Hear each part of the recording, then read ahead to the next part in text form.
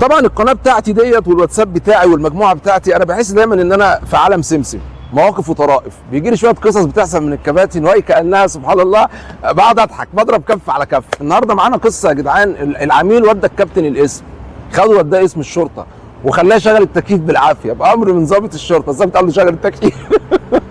طب ليه بنعمل في نفسنا كده؟